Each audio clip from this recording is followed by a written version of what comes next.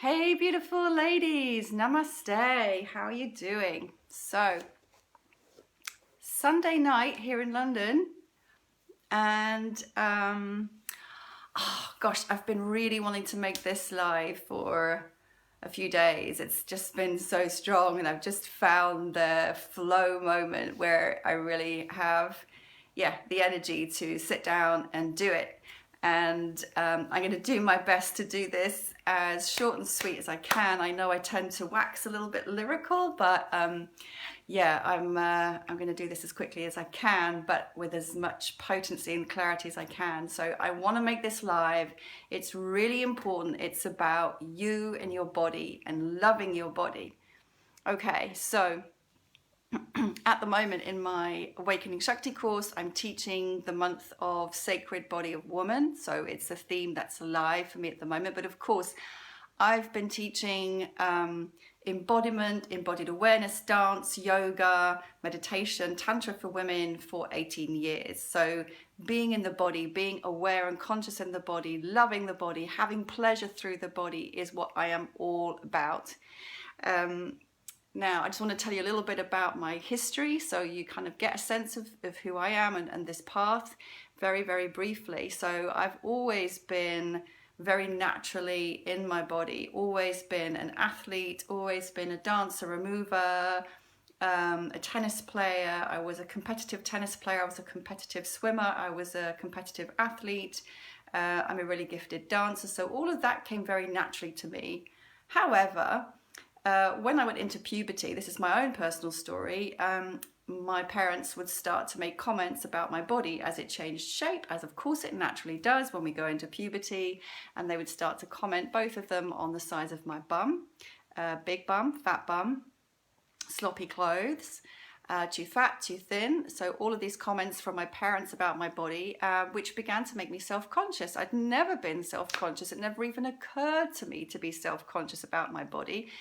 Then, of course, men making comments about me as I was walking down the street, which was very common when I was growing up. Wolf whistles, cat calls, all the time. Men eyeing up and down, men judging and appraising my physical body. So then it was kind of a sense of, oh, I'm an object to be evaluated by men, and if I don't match up to their idea of how I should look, then I'm no good. Then I'm unworthy. So that was the conditioning of the patriarchy that I grew up with. At school, in my teenage years, I'd never really thought about dieting. It was something I didn't even know existed. But then a couple of girls started to diet, and one or two girls became anorexic. So I witnessed that happening. That was the trend in those days. We didn't have cutting and self-harming. We had anorexia. And so I saw that happen to a few girls, and it was really horrific. However, what that also kicked off for me was dieting. So even though I wasn't fat or overweight, I have a strong athletic body, but I've never been overweight really. But because of that, and because of the comments that my parents were making to me all the time about my body, I started to diet as well. And I quite obsessively watched what I was eating and was running almost obsessively every day or every other day, and I lost weight to the point where I was almost anorexic. I didn't become anorexic, but it was very, very close, and I became very thin. One day I almost fainted at school. I was in sixth form. I almost fell over. I kind of almost blacked out. And that was kind of my wake-up call, and I stopped it at that point. So I didn't go into anorexia, but it was close. It was a close call. So after that, basically, I decided that I would simply eat what I wanted and live a healthy life. And my body just went to a very healthy, natural weight, which it has been most of the time. And there have been many changes. There have been times when my body is a different shape. And of course, I'm aging like we all are. So my body's changing as I age. And I've been pregnant and had 2 children. That was probably the biggest change to my body, was when I was pregnant. I was huge. You could balance a cup on my pregnant tummy. And people used to ask me if I was expecting twins because I was huge, like massive. I'm 5'4", and I used to be. I don't know what I weigh now because I haven't had scales in years. I just don't pay attention to things like scales and clothes sizes anymore. I haven't for years. But I would have been a size 8 or 10, and literally my babies were like almost 9 pounds. They were huge, and I was massive, and so that changed my body. It changed my belly, which had been flat and muscular, and it changed my vagina. It changed my anus. I had huge, what they called hemorrhoids that never fully went away. So pregnancy changes your body massively. My boobs, my nipples changed. But you know what? This is part of life as a woman. So that's my personal story, and I just wanted to share that a little bit to give you an insight. But of course, since I've been teaching mainly women for all these years, for almost 20 years, what I notice is most women that I meet in my teaching and outside my teaching hate their bodies. And it makes me very, very sad. It makes me very, very sad. It hurts. It actually hurts me when I see how much women loathe their bodies, because I can see now very, very clearly what a conditioning, what a programming that is from the patriarchal system to hate ourselves. Because you see, what happens when you believe that thought, which isn't true, there's no truth in it whatsoever, that you have to look a certain way to be beautiful, to be desirable, to be successful, to be happy, to get the man. It's all bullshit. It's completely a programming from the patriarchal system. And what it does is it disempowers you. It creates self-judgment, self-loathing. It creates competition. It creates judgment of others. It stops you having pleasure in your body. It stops you fully enjoying your sexuality. It stops you being who you're here to be. It disconnects you from the truth of your being. So what a wonderful program that is to disempower and displeasure women. Wow, it's worked. It's really worked because it's so strong. It's in our thought forms. It's in our bodies. We don't even realize it's there. Of course, it also makes a lot of profit for some massive companies. Just think how much money is spent on all the cosmetics, all the beauty treatments, all the plastic surgery, all that blah, blah bullshit, which women are conditioned to believe they need to do to be of value in the world. Like, what a load of bollocks. Honestly, can you not see what a lie that is? It's so clear and obvious to me now. It's like, what a load of bullshit, If only I'd known this sooner and hadn't spent my whole life, my early teenage years and 20s, feeling so insecure about my appearance, thinking that it mattered what somebody else thought of me. What does somebody else's opinion of me matter in the slightest, particularly if they're so superficial to judge me based on my exterior? I mean, really, come on. So, all right, I've got 10 points that I wrote down, and I'm going to try and go through these 10 points very, very quickly. And I just really hope that whoever's watching and listening to this, either live or when you watch it back, that this will hit a nerve for you somewhere. If you're still wallowing in the belief that your value is in any way dependent upon your weight or your physical looks, let's just snap out of it, because life is precious and there are more important things to do with this life than worry about that. Okay, so number 1. Your body is the vessel for spirit to live here on earth and have this human experience. Without this physical body, God, which you are, God's source, could not be here having this experience. You are divine. You are perfect. Already, there's nothing that you need to do for that to happen. You are an expression, a divine expression of source, energy, and consciousness. And this beautiful body that you've been given to live this life is your gift. It's your vessel for experiencing life. So all your senses, touch, taste, smell, hearing, all of these senses are the gift that through which you can interact with one another and with life and with the planet and with nature for your pleasure, for your enjoyment, for your discovery. This is your gift. So yes, treat this body as the holy temple that it is. You could not feel, you could not have emotion, you could not have pleasure, you could not make love if you did not have this physical body. What a beautiful divine gift that it is. And also in this awakening process that we are all a part of, it is about rising our energy, raising our energy, and becoming more aware and awake. But it also is about bringing consciousness down. And we couldn't bring the new consciousness down into the planet without the physical body. So this physical body, how beautiful, what a gift. And your awakening is as a woman, but of course everyone's awakening. The body is fundamental to that. It's about becoming grounded and embodied in the awakened state. It's about bringing new light and new consciousness into the flesh and bones that we are. Right? So your beautiful sacred body, your womb, your cunt, your breasts, your belly, your bum, your thighs, this is part of your divinity. Please understand this. Please know this about yourself. It's absolutely immaculate exactly as it is. That's my first point.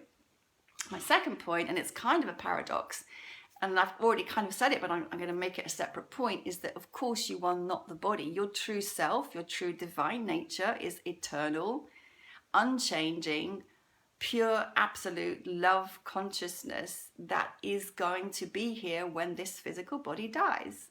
So that's what you truly are. And the more you're able to connect to that knowing through meditation, through any other spiritual practice that works for you, and recognize who and what you truly are, which is not the thoughts, not the body, not the emotions, you're none of it. You, who you really truly are, is none of that. That's the paradox. But the awakening process is about that recognition becoming embodied in this finite self. I hope that makes sense. Thirdly, and I've spoken about this already a little bit, the patriarchy. What a powerful narrative, what a powerful web of lies they have conditioned us with. But of course it's been going on for centuries and centuries and centuries. Your mother, your grandmother, their grandmother, all the way through the line. So of course the conditioning is so strong. The beliefs that we take for granted are so ingrained in our psyches and in our bodies that we don't question them. But look at how insecure and competitive it makes you if you buy into it. The belief system that makes you compare yourself with other women, that makes you judge other women, look them up and down and criticize them, this is patriarchy. It is not a thought form that comes from the empowered, awakened feminine. It is the immature masculine psychology that does that thinks in terms of hierarchy, that thinks in terms of better or worse, that judges, that looks only at the surface. It's not coming from the feminine. So just understand that this thought form is not a pure thought form that is untainted, that comes from the divine feminine. It makes women insecure, it sells products, it sets us up to compete with one another. It's, it's rubbish. So that's the third point. What does that say? I'm trying to read my notes. Oh, yeah, okay, I've done that one. So then look at nature, right? I've got, I meant to bring an example, but I haven't. Okay, I've just got my flowers here. Look at nature, right? You are nature. Your body is nature. Each one of these flowers is utterly unique and different. Each one of the trees that I can see through my window is utterly unique and different. This is what you are. Do you think these flowers, do you ever judge them and say, oh, that one's a bit too pink, that flower's a bit too fat, that flower's a bit too thin? No, it is what it is. You are what you are. You are a beautiful expression of nature, every single one of you. Divine and unique. There's no set way to look. You are you. So embrace you. Okay, next point. What does that say? Oh, cultural differences. So I did a master's and my MPhil in social anthropology. So that's the study of other cultures and societies. And of course, as an intellectual as well, I'm always fascinated by differences. And so I have this analytical mind. But what is very clear to me to see, having lived in other cultures and traveled a lot, is that notions of beauty are completely arbitrary and they're relative, they're different. So when I went to South Asia and mixed with African people as well, their notion of beauty is to have a big bum and to have extra weight on the body. because that to them signifies wealth and status. And to be thin is very unattractive.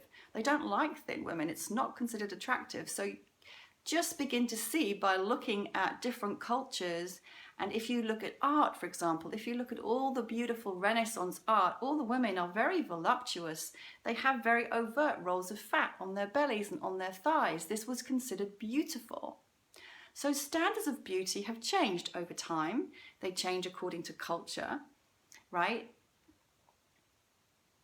But the thing is, why would you care less what someone outside defines as beautiful or valuable? Because the only thing that matters is what you feel. And ultimately, the insecurity that this belief system sets up for women, the only way to resolve it is to come to yourself within, love yourself within, accept yourself within. So then you just don't give a fuck what anyone else thinks, really.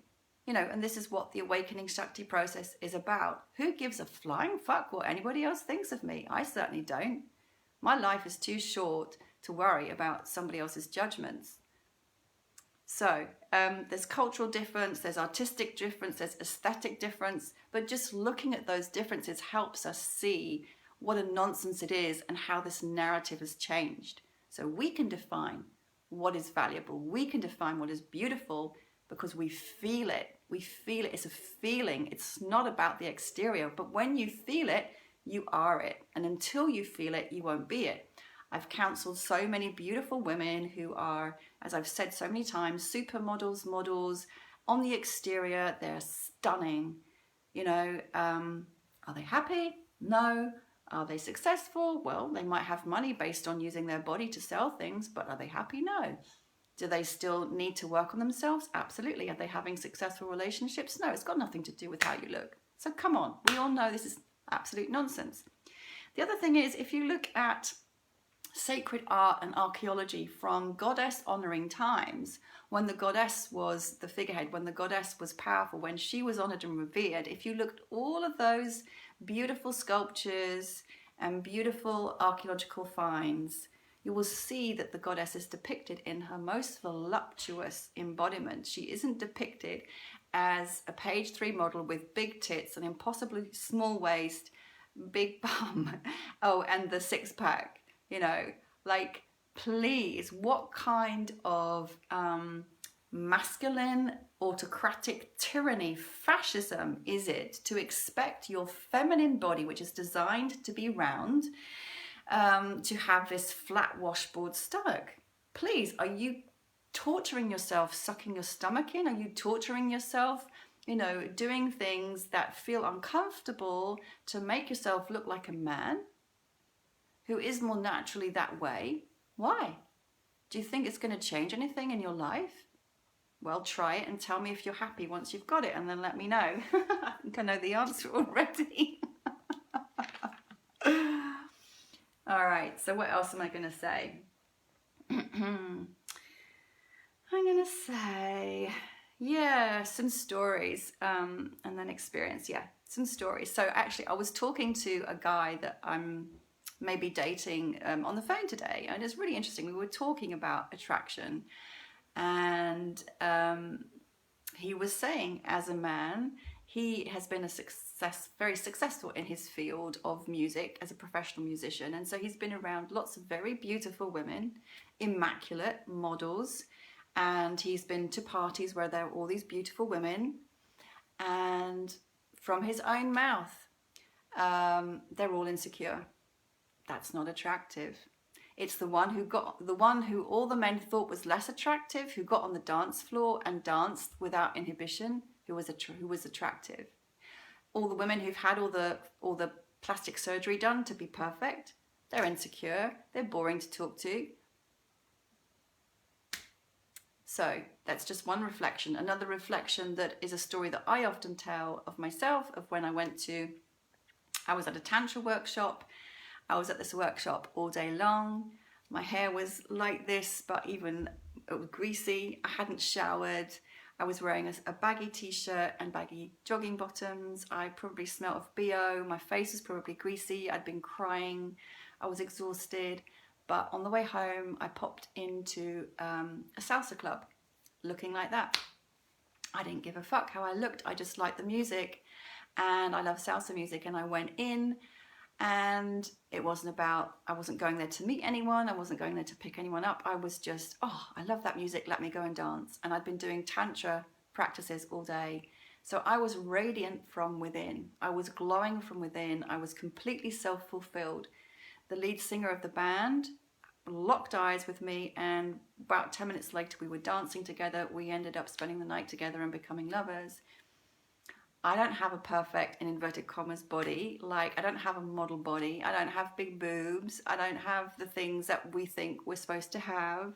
You know, I'm attractive, yeah, but there's nothing perfect or immaculate or model-like about me whatsoever.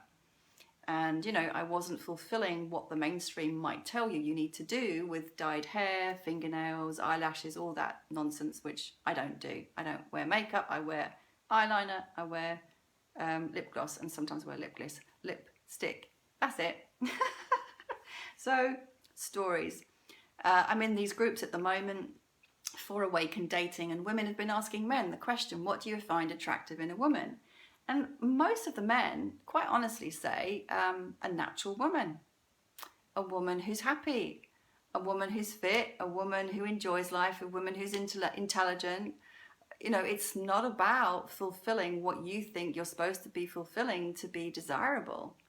But the main thing is, it really doesn't matter what anyone else thinks. All it comes down to is how you feel about yourself inside.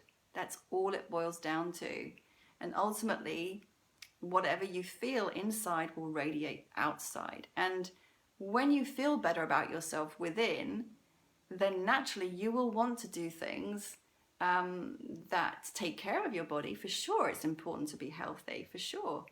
You know, to eat well, to eat right, to look after yourself, because this is your divine vessel. But you're not going to be doing it to punish and discipline yourself, which is what the patriarchal bully masculine would be doing to you. Right? It's a completely different perspective. So finally, let's look at experience. So I wonder, do you look at men or your partner if he's a man and judge him based on his appearance? Do you love him less if he's put on a few pounds? Do you love him less if he's not particularly fit right now? Do you judge people's worth based on how they look? Based on how thin or fat they are? Do you think they're a better person? How many friends do you have who are fat, thin, tall, short, beautiful, ugly? Do you see a pattern in how actually truly happy they are that corresponds with them conforming to an externally defined notion of beauty? Just look for the evidence. What do you see? I certainly see all kinds of couples, all kinds of people, all kinds of women, all kinds of men. And what I see is that it boils down to who they are inside and how they feel about themselves, not about these external, superficial characteristics, which are going to fade anyway. You're going to die. Like, this is the reality. So your body's dying all the time. Like, why hide it? Why hide it? What's wrong with that? What's shameful about that? We're all dying. We're all we're all changing all the time. Like, why hide that? You know, if you want to hide that, then you're beholden to the conditioning of the patriarchy. Because you're beautiful, whatever age you are, whatever size you are, whatever color you are, whatever you are, you're beautiful. You're God. You're goddess. Already. Recognize that. Right, so finally I'm just going to talk about ways that can support this recognition. If it's not already there with you that this is the truth, here are a couple of quick tips. And I know I've kind of overrun on time, but I'm going to be as quick as I can.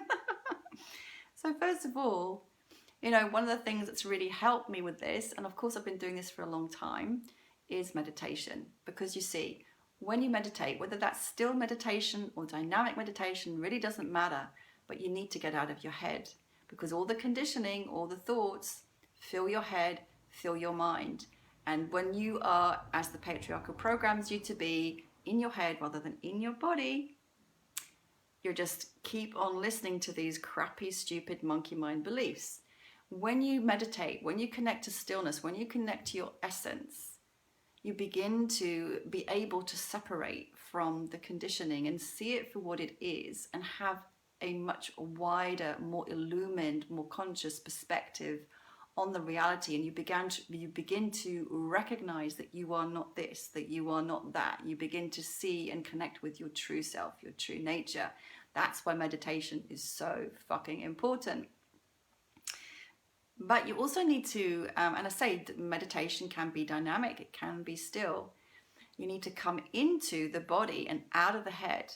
You need to move the body for pleasure, not to lose weight, not to count calories, for pleasure. It has to feel good. It has to be for joy, for love, for desire, for deliciousness. So, Kundalini shaking, dancing, yoga, breath, breathing, walking, anything that brings you into the body, receiving massage, receiving touch, conscious touch, because you cannot open to your full potential as a woman and as a sexually awakened woman if you're not fully in the body. The body is the house of the goddess.